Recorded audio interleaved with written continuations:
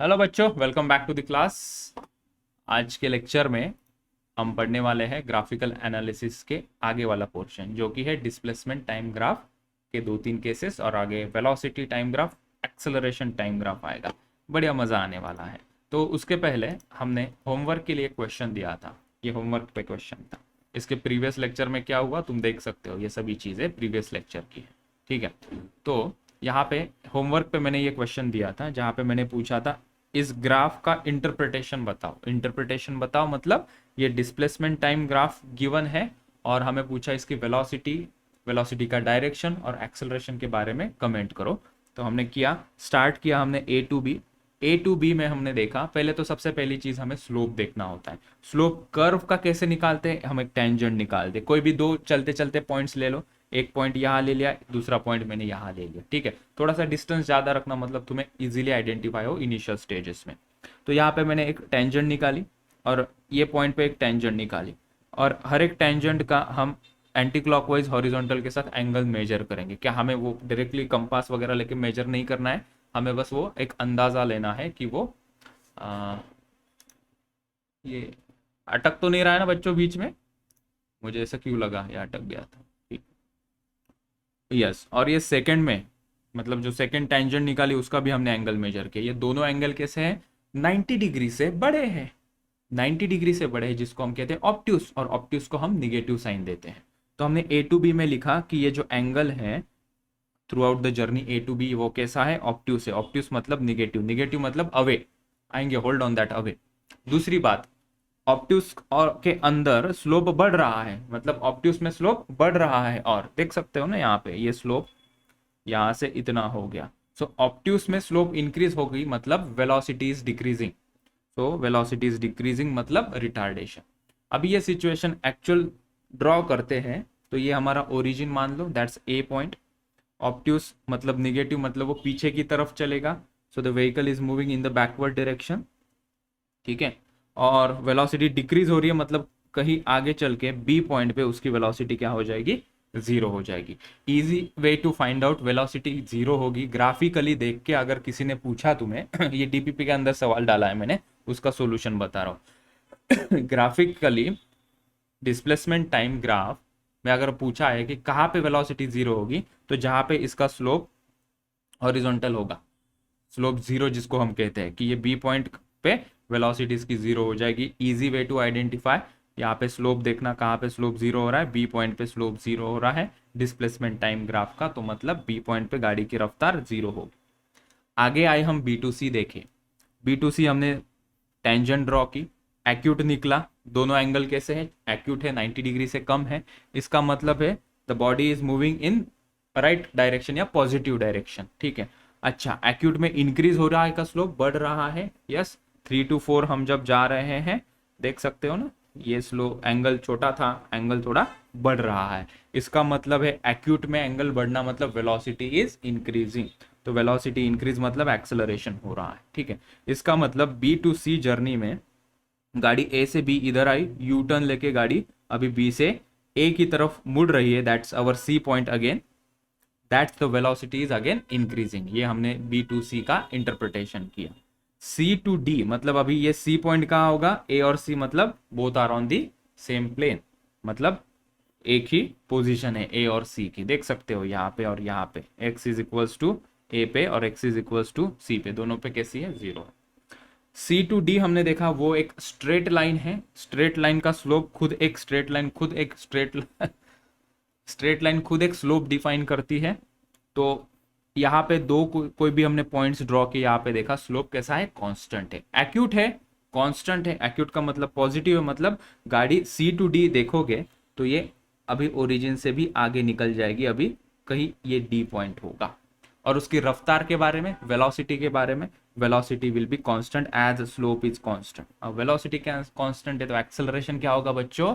ZRO, zero. ठीक है, आगे और दो केसेस बाकी है, फटाफट से अभी मोमेंटम में इसे कवर करते हैं। तो चलो, ये कितना केस था? नाइन्थ। डिस्प्लेसमेंट टाइम ग्राफ के 9 केसेस हमने देखे, 10वां केस देखते हैं। चलो आओ, 10th केस। यहाँ पे हम इसको 10th केस बना देते हैं using the same templates scheme which is yellow colour. और क्या दिया है, अच्छा ये वाला ग्राफ। तो अगर इस प्रकार का ग्राफ है उसका इंटरप्रिटेशन हमें बोलना है, डिस्प्लेसमेंट टाइम ग्राफ है और the line is like this. क्या हो रहा है गाड़ी का, सिंपल लाइन देख के हमें बोलना है। अजीबोगरीब लाइन तो होगी ही होगी, बिल्कुल अजीबोगरीब लाइन है, नीचे की तरफ टैं जा रही है। तो तुम लोगों को इसका इंटरप्रिटेशन देखना है। हमारे पास मेथड है ना कैसे करना है, 2 पॉइंट्स ले लो कहीं पे भी, हेल्प कर रहा हूँ मैं, असिस्ट कर रहा हूँ, तुम लोग सॉल्व करो। ये 1 और ये यहाँ पे तो नीचे से ड्रॉ करते हैं। This is point 1, this is point 2। ये विजिबल है ना, क्या और बड़ा करना है? ग्राफ विजिबल है बच्चों, ग्राफ विजिबल है ना? यस चल मानस, अरे बेटा चल सॉल्व कर सर। मानस आला है का? मानस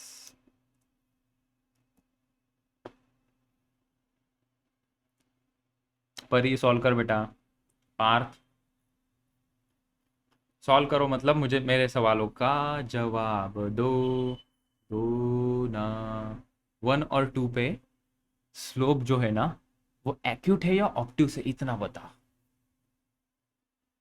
1 और 2 पे स्लोप एक्यूट है या ऑब्ट्यूस है? Obtuse, very good.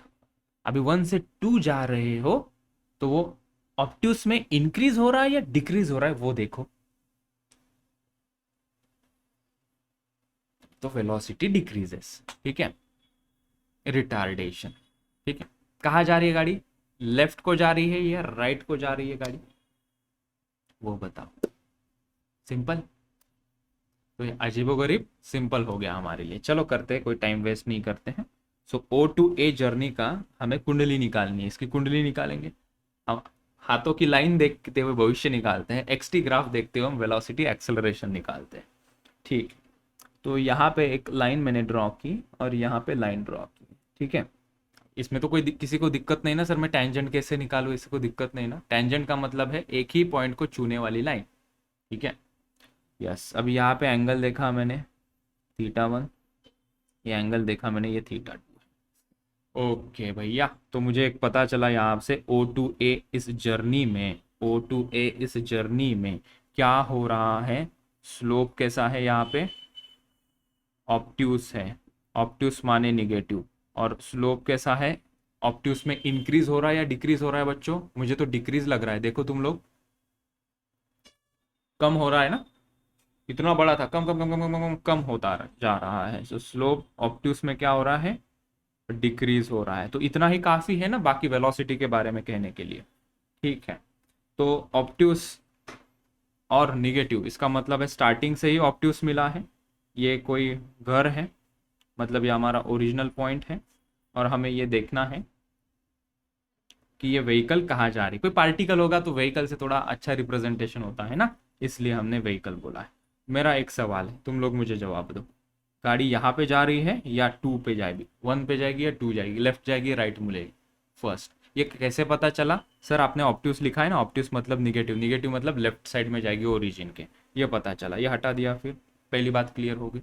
Slope decrease हो रहा है, ऑब्ट्यूस में डिक्रीज हो रहा है ना, इसको पकड़ना है, साथ ही साथ ऑब्ट्यूस में डिक्रीज हो रहा है, इसका मतलब क्या है, वेलोसिटी, वेलोसिटी इंक्रीजेस। तो इसको ऐसे पकड़ते हुए हम ऐसे नीचे लिखेंगे, वेलोसिटी इंक्रीजेस, ठीक है।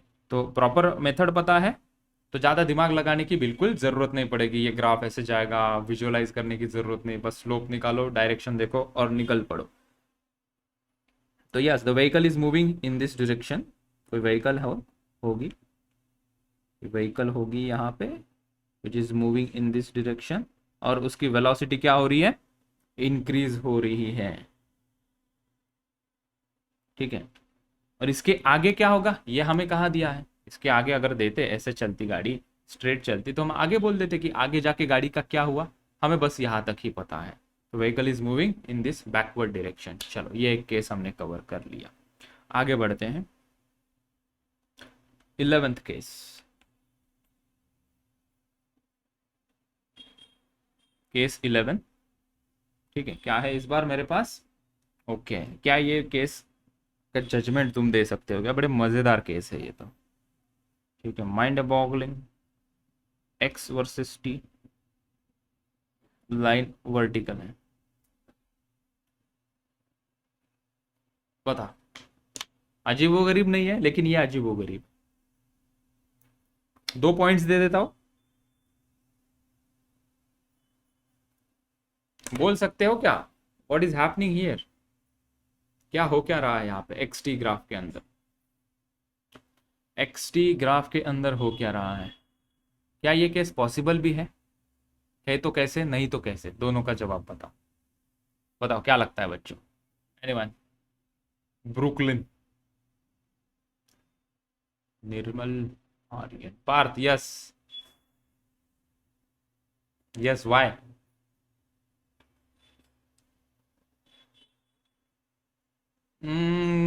आधा सच, आधा गलत हो गया।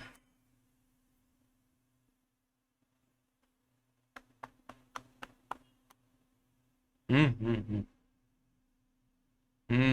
मतलब एक ही टाइम पे पार्टिकल दो जगह पे कैसे हो सकता है, unless and until it is he is Rajinikanth. सुप सुप सुप सुप सुप, ये रजनीकांत केस है भाई, ये पॉसिबल नहीं है प्रैक्टिकल में, रजनीकांत की दुनिया में पॉसिबल है बस। अच्छा, तो मुझे बताओ सर, थोड़ा समझाओ इसे। चलो, ये देखो, ये जब वन पोजीशन पे, ठीक है, ये मान लेते हैं ये टाइम है कुछ, t is equals to 2 second, t is equals to 2 second में गाड़ी यहाँ पे भी है, x इज इक्वल्स टू मान लो ये 3 मीटर मान लेते हैं, x इज इक्वल्स टू ये 3 मीटर है, और x is equals to 4 metre ये है। तो ये तो ऐसे ही हुआ ना कि एक ही पोजीशन में गाड़ी यहाँ पे भी है और गाड़ी यहाँ पे भी है, गाड़ी तो एक ही है ना, वो दो पोजीशन में कैसे हो सकती है। या तो मैं घर पे हूँगा इस समय, या तो मैं ऑफिस में हूँगा। अगर अगर मैं ऑफिस में हूँ तो मैं घर में नहीं हूँ, मैं घर में हूँ तो ऑफिस में नहीं हूँ। अगर गाड़ी T is equal to 2 second में 3 मीटर पे है तो वो 4 मीटर पे नहीं हो सकती ना। At the same position the vehicle can not be at two location, तो this case is not possible. तो हम यहाँ पे लिखते हैं रिगार्डिंग दिस केस,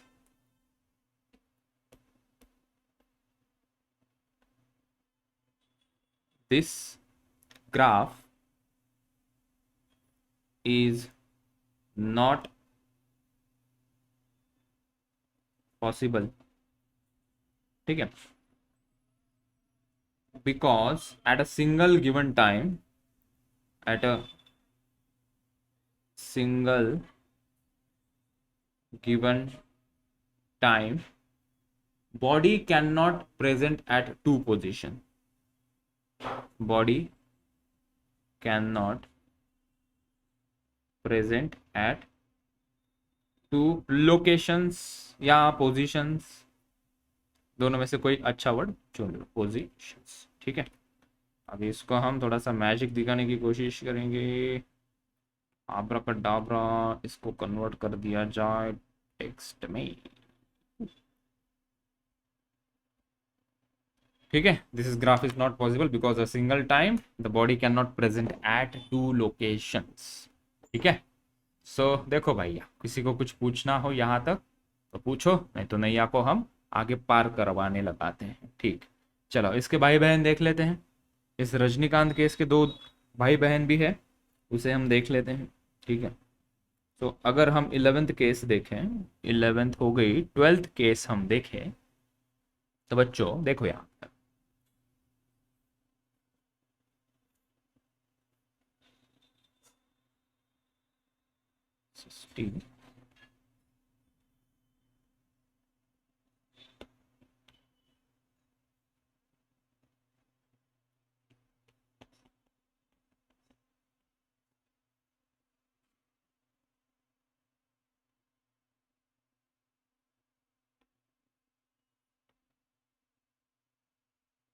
क्या ये केस पॉसिबल होगी क्या, क्या ये केस पॉसिबल होगी क्या, नहीं होगी तो एक्सप्लेनेशन के साथ बताइए क्यों नहीं होगी। मैं और एक केस यहाँ रेडी कर देता हूँ, एक ही पेज पे बाकी सब केसेस।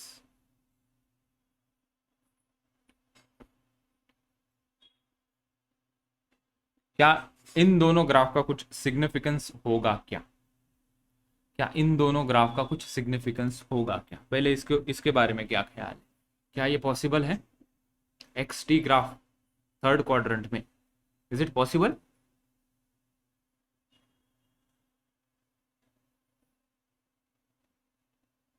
क्या टाइम निगेटिव हो सकता है क्या? हिंट दे रहा हूं,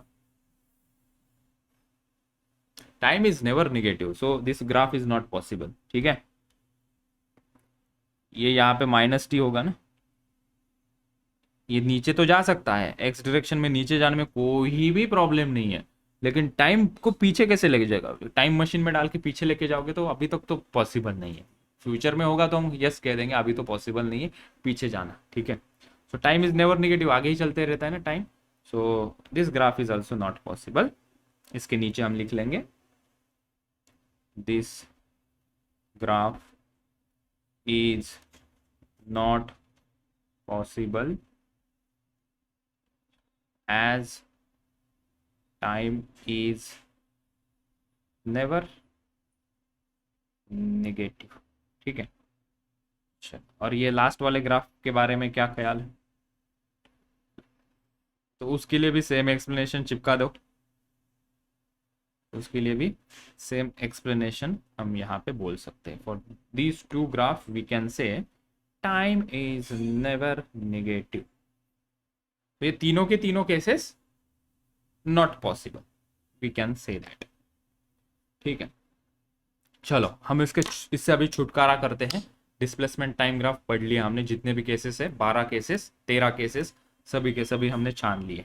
ठीक है, तो आगे करना क्या है हमें, तो थोड़ा पीछे जाते हैं फिर आगे का सोचते हैं। हमने आगे देखना है अभी velocity and speed versus time graph. हम यहाँ पे आते हैं, तो इसके हमने 13 केसेस कवर कर दिए, 13 केसेस हमने कवर कर दिए। अभी वेलोसिटी टाइम ग्राफ की तरफ पढ़ते हैं। ठीक है, चलो हेडिंग लगाते हैं। सेकेंड बिट की तरफ हम बढ़ रहे हैं, वेलोसिटी वर्सेस टाइम ग्राफ। ठीक है, इसके अंदर ना इतने केसेस नहीं है। ठीक है, दो तीन केसेस इसके, एक दो केसेस एक्सेलरेशन टाइम ग्राफ के, दैट्स इट। ठीक है, इसके अंदर फर्स्ट हम स्पीड वर्सेस टाइम ग्राफ का बस थोड़ा सा ट्विस्ट देखने वाले हैं। ठीक है, तो हम केस वन अगर यहाँ पे देखते हैं, let me draw the case one. क्या है भैया? हॉरिजॉन्टल लाइन ड्रॉ करते हैं। चल, तो यहाँ पे अगर दिया है ऐसा, और ये भी देखना अभी वेलोसिटी टाइम ग्राफ है, डिस्प्लेसमेंट टाइम ग्राफ है, या क्या है? इस ग्राफ को देखते हुए दिल में क्या ख्याल आ रहा है ये बताओ, क्या सिचुएशन होगी? गाड़ी की वेलोसिटी बताओ, वेलोसिटी के बारे में क्या कह सकते हैं? Velocity is constant, I think this is correct answer. बाकी लोग, तुम लोगों को क्या लगता है? Are you agree with me? You guys agree with me कि यहाँ पे वेलोसिटी कांस्टेंट रहेगी? देखो कोई भी इंस्टेंट पे देखो, यहाँ पे t is equals to 2 second पे देखो, गाड़ी की रफ्तार मान लो कितनी मान लेते हो? 50 मीटर पर सेकेंड है। तो अगर t is equals to 3 second अगर यहाँ पे कहीं दिया होगा और हॉरिजॉन्टल लाइन है, तभी भी वेलोसिटी कितनी है? 50 मीटर पर second. So at any instant of time the velocity is same. ठीक है, तो वेलोसिटी चेंज नहीं हो रही, एकदम कांस्टेंट रफ्तार से चला रहा होगा। So we can say here v यहाँ पे क्या होगी? कांस्टेंट। एक्सेलरेशन क्या होगा फिर? 0। ठीक है, तो यहाँ से डिस्प्लेसमेंट की तरफ भी हम जा सकते हैं, उसको थोड़ा स्पेशल हेडिंग के अंदर हम पढ़ेंगे। ठीक है, क्या वेलोसिटी टाइम ग्राफ से डिस्प्लेसमेंट के बारे में कमेंट कर सकते हैं क्या? ये हमारा क्वेश्चन है, उसको हम थोड़ी देर बाद डील करेंगे। ठीक है, हम अभी केस 2 के तरफ बढ़ते हैं। केस 2, केस 2 में अगर हम ग्राफ ड्रॉ करें वेलोसिटी वर्सेस टाइम का, ये यहाँ रहा वेलोसिटी वर्सेस टाइम। अगर वो लाइन एक स्ट्रेट लाइन है, ये एक ऐसी स्ट्रेट लाइन है, तो क्या ख्याल है? What about the velocity and acceleration? Velocity और एक्सेलरेशन,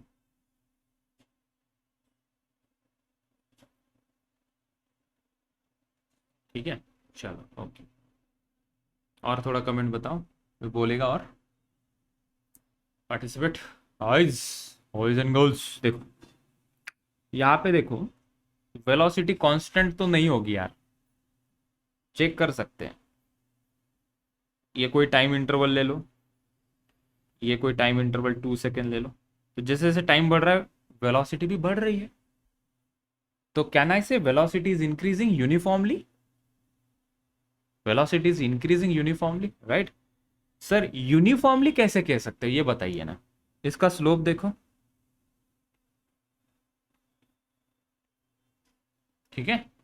तो यहाँ पे स्लोप क्या है, सबसे पहले लिखते हैं स्लोप, यहाँ पे बस देखना है, हाँ इक्वल है, तो इक्वल को दूसरा सिमिलर वर्ड क्या है, कांस्टेंट। तो स्लोप यहाँ पे कांस्टेंट है, यहाँ पे स्लोप मतलब वो एक्यूट ऑब्ट्यूस नहीं देखना है यहाँ पे, ठीक है चलो वो भी देख सकते हैं, चलो स्लोप कांस्टेंट है, कैसा है, एक्यूट है, चलो वो भी मीनिंग दे देगा हमें, चलो ओके। स्लोप कांस्टेंट है, एक्यूट है, इसका मतलब यहाँ पे वेलोसिटी क्या होगी,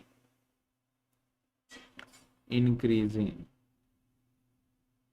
वेलोसिटी क्या हो रही है, इंक्रीजिंग। आगे लिखेंगे यूनिफॉर्मली, यूनिफॉर्मली कैसे पता चला, क्योंकि स्लोप यहाँ पे क्या है, कांस्टेंट है, इसके कारण मुझे पता चला, ठीक है चलो ओके। इसका मतलब क्या है, एक्सेलरेशन क्या होगा, कांस्टेंट होगा, velocity constantly, velocity uniformly increase हो रही है, मतलब एक्सेलरेशन क्या होगा, कांस्टेंट होगा, ठीक चल। अब इसका तीसरा केस यही निपटा लेते हैं, केस 3, क्या दिया है, उल्टा ड्रॉ करूँ क्या, ठीक, यहाँ पे ये V है और ये T है, गेस करो क्या ड्रॉ करने जा रहा हूँ, ऐसा ग्राफ मैंने ड्रॉ किया, क्या कह सकते हैं, स्टेप बाय स्टेप चलेंगे ना, चलो मुझे स्लोप बताओ, यहाँ पे कोई भी दो पॉइंट्स हम ले लेते हैं, ये पहला पॉइंट और ये यहाँ पे ये दूसरा पॉइंट, वेरी गुड, यहाँ पे भी स्लोप और यहाँ पे भी स्लोप कैसा है, कांस्टेंट, ऑब्ट्यूस है, स्लोप कांस्टेंट है, बता सकते हैं हम इसको देखते हुए, तो यही पैटर्न में हम लिखेंगे, स्लोप यहाँ पे क्या है, कांस्टेंट है, कैसा है स्लोप, ऑब्ट्यूस है, ऑब्ट्यूस है स्लोप, इसका मतलब है वेलोसिटी डिक्रीजिंग, यहाँ पे स्लोप अगर एक्यूट है तो वेलोसिटी इंक्रीजिंग, और यहाँ पे स्लोप अगर ऑब्ट्यूस है तो velocity decreasing, velocity is decreasing. अच्छा और एक्सेलरेशन के क्या बार डिक्रीजिंग, यूनिफॉर्मली, एक्सेलरेशन क्या है, इसको कहना पड़ेगा अच्छा वर्ड अभी, रिटार्डेशन, ब्रेक दबाते दबाते हुए चल रहा है, वो कैसा है, कांस्टेंट, ठीक है, मतलब पर सेकेंड उसकी रफ्तार घट रही है, एक सेकेंड मतलब 5 मीटर पर सेकेंड थी, एक सेकेंड के बाद 4 मीटर पर सेकेंड हो गई, एक सेकेंड के बाद 3 मीटर पर सेकेंड हो गई, एक सेकेंड के बाद 2 मीटर पर सेकेंड हो गई, सो फोर्थ सो ऑन, इसका मतलब है वो यूनिफॉर्मली डिक्रीज हो रही है, तो कहेंगे रिटार्डेशन इज कांस्टेंट, ठीक है। कई बार बच्चे समझ नहीं पाते, एक्सेलरेशन कांस्टेंट मतलब वो वेलोसिटी को कांस्टेंट समझ लेते हैं, बचपन में होता था ना ऐसे, बताओ किसके साथ हुआ है ये, मेरे साथ तो हुआ है, जब मैं बचपन में था एक्सेलरेशन कांस्टेंट, तो मैं सोचते ही बैठता रहता था क्या है एक्सेलरेशन, मतलब वेलोसिटी कांस्टेंट है, कहता नहीं, किसी का है क्या ये कन्फ्यूजन, है क्या कोई मेरे जैसा जिसको बचपन में होता था ऐसे, नहीं होशियार है सब सर, आपसे तो हम होशियार ही है, चल ठीक है, होना भी चाहिए, next generation should be smarter than our generation. So ये दोनों तीन केसेस हो गए, चलो अभी हम जो केसेस सिलेबस में नहीं है वो लिख लेते हैं, स्वाभाविक सा सवाल आएगा अभी सर, जैसे हमने डिस्प्लेसमेंट टाइम ग्राफ के अंदर ऐसा लाइन निकाली थी या ऐसी लाइन निकाली थी, तो वेलोसिटी टाइम ग्राफ के अंदर ऐसी लाइन हम निकालेंगे तो उसका क्या मीनिंग होगा वो समझेंगे, और वो क्यों सिलेबस में नहीं है वो भी हम समझते हैं, चलो तो तीन केसेस हो गए हैं, हम फोर्थ केस की तरफ बढ़ते हैं, केस 4 एंड केस 5, साथ साथ लिख लेते हैं दोनों को,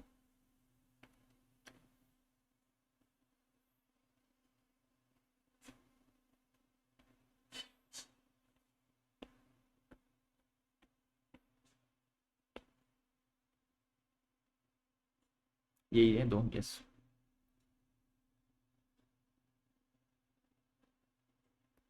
this is v versus t, velocity versus time graph, ठीक है। चलो फिफ्थ केस पे फोर्थ केस पे कॉन्सेंट्रेट करो। यहाँ पे मुझे बताओ क्या हो रहा है वेलोसिटी के बारे में। वेलोसिटी इंक्रीजिंग या डिक्रीजिंग, इतना तो कंफर्म बोल सकते हो तुम लोग, I am pretty sure. Velocity increasing या डिक्रीजिंग, तृप्ति आलिए का, सुदर्शन, बताओ, युक्ता, बताएगा कोई? हाँ, तो यहाँ पे नॉन यूनिफॉर्म इंक्रीजिंग की वजह से हमने कहा है कि ये केस हमारे सिलेबस के बाहर है। ठीक है, यहाँ पे फिर भी तो एनालिसिस तो कर सकते हैं ना, सिलेबस के बाहर है तो क्या हुआ, तो हम एनालिसिस तो कर सकते हैं ना कि क्यों ये नॉन यूनिफॉर्म है। ये पहले बता दूँ तुम लोगों को, यहाँ पे मैंने दो स्लोप निकाले, 1 पे और 2 पे। ठीक है, यहाँ पे देखा हमने θ1 और θ2 एक्यूट है या ऑब्ट्यूस है? यस, तो लिखते हैं हम। तो यहाँ पे लिखा स्लोप कैसा है, एक्यूट है और इंक्रीजिंग है। स्लोप एक्यूट है, ये मतलब इंक्रीजिंग है। इंक्रीजिंग है तो हम कह सकते हैं velocity is increasing, velocity is increasing. ठीक है, क्या ये कांस्टेंट है क्या स्लोप? नहीं, इंक्रीज हो रहा है, अभी तो लिखा हमने स्लोप इज इंक्रीजिंग, तो वेलोसिटी इज इंक्रीजिंग और एंगल बढ़ते ही जा रहा है, बढ़ते ही जा रहा है, तो velocity is increasing non uniformly, non uniformly. ठीक है, तो एक्सेलरेशन क्या होगा यहाँ पे?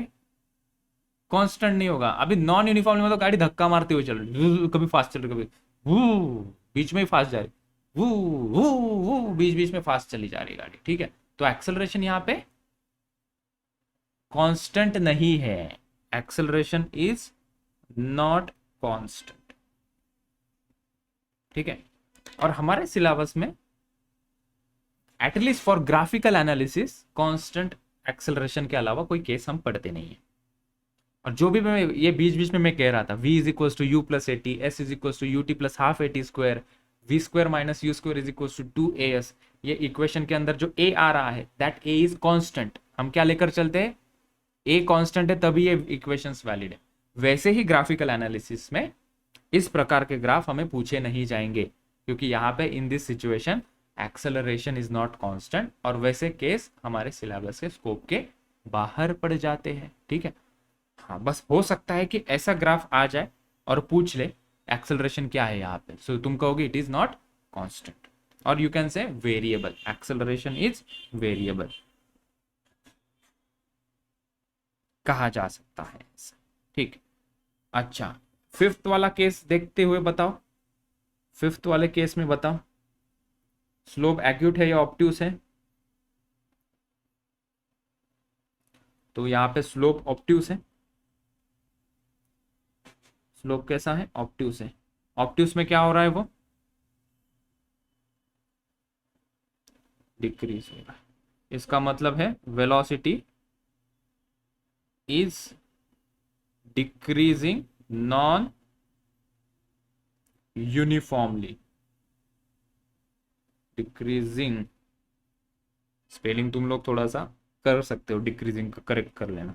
एक्सेलरेशन यहाँ पे क्या है? रिटार्डेशन सही वर्ड होगा ना, retardation is not constant. Retardation हो रहा है लेकिन वो कांस्टेंट है क्या बच्चों? नहीं। बस इतनी सी बात, और डिस्कशन आगे बढ़ाते हैं। ठीक है, खत्म भी हो गया, जहां से शुरुआत हुई वहां से खत्म हो गया वेलोसिटी टाइम ग्राफ, लेकिन और कुछ चीजें इसके अंदर डिस्कस करना बाकी है, चलो वो डिस्कस करते हैं। ठीक, मोर अबाउट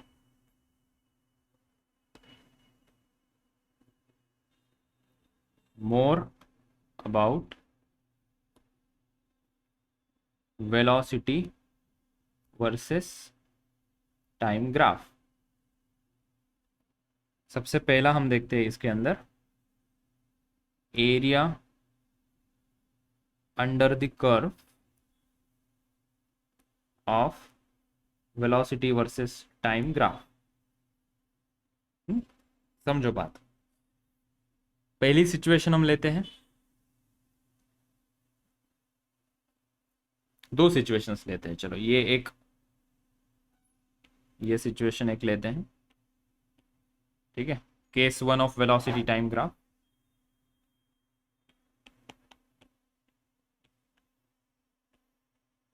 ठीक है, और एक सिचुएशन हम लेते हैं ये वाली, ठीक है, और इसका एरिया अंडर द कर्व ऐसा कुछ हेडिंग अंडर हमें पढ़ना है, ठीक है। स्लोप को हटा देते हैं। अगर कोई हमें पूछे बच्चों, पहले इस पे देखो, पहले केस पे देखो, कोई हमें पूछे कि बताओ यहां से T1 टाइम से लेकर T2 टाइम के बीच में डिस्टेंस पार्टिकल ने कितना ट्रैवल किया। ये ग्राफ है वेलोसिटी वर्सेस टाइम का, वेलोसिटी वर्सेस टाइम का ग्राफ है, जो कि वेलोसिटी यहाँ पे कांस्टेंट है पहली केस। इसके अंदर हमें पूछा है कि displacement cover by the particle, distance भी निकाल सकते हैं, पहले हम डिस्प्लेसमेंट की बात कर लेते हैं। तो अगर इसके नीचे का एरिया हम कैलकुलेट करते हैं, ये if you able to calculate this area of this graph below the line, इस लाइन के नीचे का ग्राफ अगर हम कैलकुलेट कर पाते हैं तो वो हमें डिस्प्लेसमेंट का आंसर देगा, ठीक है। कैसे कैलकुलेट करेंगे एरिया अंडर द कर्व, बड़ा सिंपल है देखो, ठीक है। तो पहले हमने इसको लिखा, this is area under the curve, this is area under the curve VE, ठीक है। अच्छा, ये शेप कैसा दिख रहा है लोगों, दोस्तों शेप कैसा दिख रहा है, रेक्टेंगल लग रहा है ना। तो रेक्टेंगल का एरिया हमें पता है, ठीक है। तो हम यहां पे लिखते हैं एरिया अंडर द कर्व हमें क्या देगा, डिस्प्लेसमेंट का आंसर देगा, ठीक है। अच्छा, तो यहाँ पे बता सकते हो कि ये लेंथ कितनी होगी, आई वॉन्ट दिस लेंथ, यहाँ से यहाँ तक ये लेंथ देख सकते हो, एक्स एक्सिस पे टाइम को देखते हुए बता सकते हो। यहाँ से यहाँ ये T2 है ना, और यहाँ से यहाँ ये क्या है, T1 है। सो T2 minus T1 is this length, T2 minus T1 into इसकी हाइट कितनी है, ये पॉइंट मान लेते हैं, ये V है यहाँ पे, ठीक है, V दिया है, V डैश दिया है, मान लो कुछ वेलोसिटी दी है V डैश, ठीक है। तो इनटू क्या करेंगे, ये हाइट कितनी होगी V डैश, ठीक है। तो ये हमारा डिस्प्लेसमेंट होगा, ये हमारा डिस्प्लेसमेंट होगा, ठीक है। तुम कहोगे सर ऐसे कैसे मान ले हम ये डिस्प्लेसमेंट होगा, तुम देख सकते हो, मुझे बताओ टाइम इनटू वेलोसिटी क्या होता है, डिस्प्लेसमेंट होता है, ठीक है।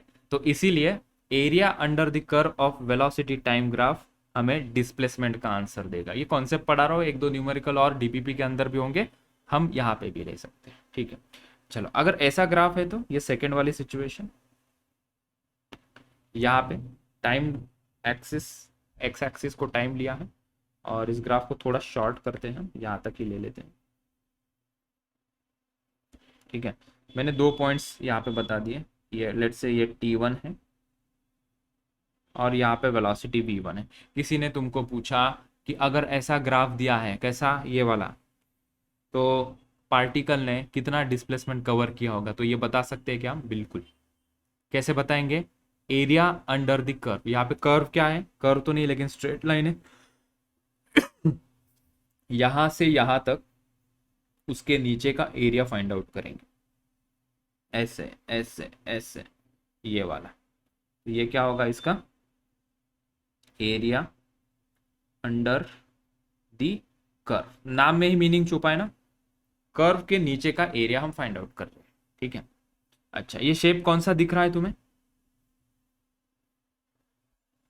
ट्राइंगल है, तो एरिया अंडर द कर्व हमें क्या आंसर देगा यहाँ पे, displacement, right.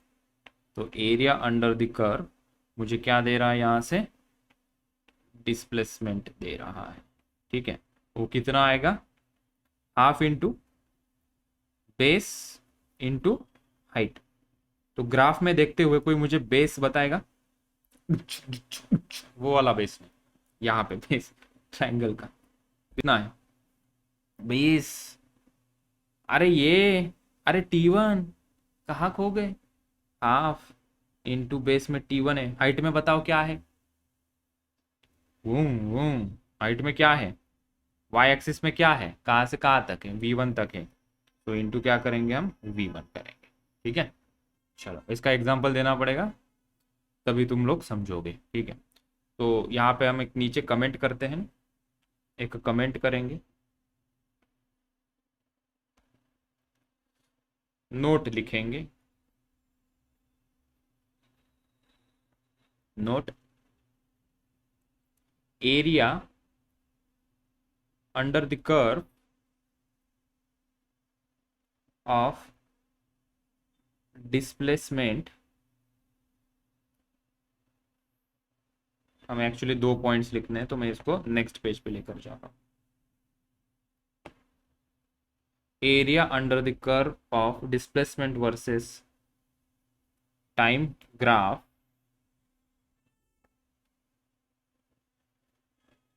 area under the curve of displacement versus time graph is displacement। क्या लिख रहा हूं, हाथ कहीं पे दिमाग कहीं पे, ऐसा क्या हो रहा है सर आपके साथ? क्या लिखना चाहिए यहाँ पे, कंप्लीट करो। Area under curve of velocity versus time graph is displacement. Okay, और यहाँ पे हम सेकेंड पॉइंट लिखेंगे, magnitude of area under the curve of velocity versus time, this is velocity versus time graph is distance। ठीक है, question के through समझाऊंगा इसे, ठीक है। एक एग्जांपल लेते हैं, 2 पॉइंट्स हमने लिख लिया कि area under the curve velocity time graph का डिस्प्लेसमेंट देता है। चल,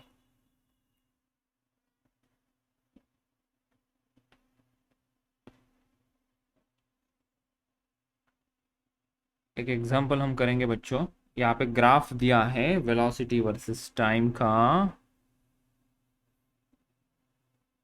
वेलोसिटी वर्सेस टाइम का ग्राफ दिया है, like this and that and this and that, ये ऐसे दिया है।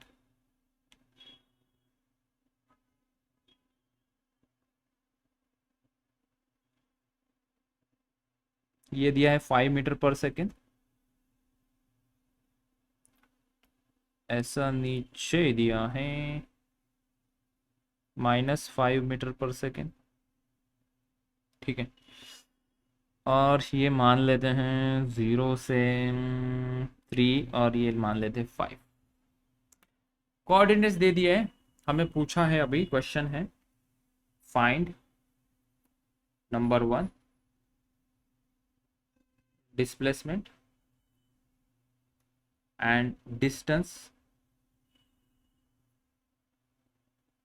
covered by a particle in 5 second. 5 second के अंदर इसने कितना डिस्टेंस और डिस्प्लेसमेंट कवर किया ये बताना, ठीक। चलो ट्राई करो, इस क्वेश्चन को ट्राई करें सभी लोग। ये ऑन कर दो, ऑन हो गया ये, यस, ठीक है। तो यहाँ पे हमें डिस्प्लेसमेंट पूछा है, पहले डिस्प्लेसमेंट फाइंड आउट करते हैं, ठीक है। डिस्प्लेसमेंट कैसे फाइंड आउट होगा, बीच बीच में क्यों अटक रहा है भैया, एरिया अंडर द कर्व निकालेंगे, ठीक है। चल, तो यहाँ पे हम पहले ये वाला एरिया निकाल लेते हैं, इसको नाम दे देते हैं S1, फिर बाद में ये वाला एरिया निकालते हैं, इसको नाम देते हैं S2, ठीक है। So displacement is equals to S1 plus S2 करेंगे हम, ठीक है। तो S1 यहाँ से निकाल लेते हैं, S1 यहाँ से निकालते हैं। ये हैंग हो रहा है क्या रे, बताओ कोई, बीच बीच में अटक रहा है ये, ठीक है, अच्छा खासा हैंग हो रहा है, ठीक है। तो S1 एरिया हम निकालते हैं, तो ये ट्राइंगल है ना, हाफ इनटू बेस में कितना है, ये डिस्टेंस कितना है, 0 to 3 इज 3, हाइट कितनी है, हाइट इज 5, ठीक है। S2 कितना होगा, ये भी एक ट्राइंगल है, हाफ इनटू ये यहाँ से यहाँ तक कितना होगा डिस्टेंस, 5 - 3 करेंगे ना, ये टोटल 5 माइनस ये 3 कितना होगा, 5 - 3 इट इज 2 इनटू हाइट कितनी है इसकी, नीचे की तरफ है, वो कितनी है, -5। ठीक है, तो हमें क्या आंसर मिल रहा है ये देखते हैं, ये कितना आएगा रे, 2.5 इंटू 3 7.5। ये नीचे का कितना आएगा, -5। हाँ 7 -5 आएगा, 2.5 क्यों, -5 आएगा, 2 कट हो गया। सो ये 7.5 -5 ये कितना आएगा, 2.5 मीटर। सो डिस्प्लेसमेंट हमारा आया, डिस्प्लेसमेंट आया 2.5 मीटर। ओके, अभी हम चलते हैं डिस्टेंस निकालते हैं। Let's calculate the distance. Distance, ठीक है, डिस्टेंस जब हम निकालोगे ना, यहाँ पे S1 और S2 पॉजिटिव साइन के साथ निकालेंगे, क्योंकि हमें पता है distance is never negative. So 7.5 plus 5 कितना हो रहा है, ये 12.5। so this is 12.5 meter is our distance। ठीक है, तो बच्चों आज के लेक्चर में इतना ही। Thank you so much.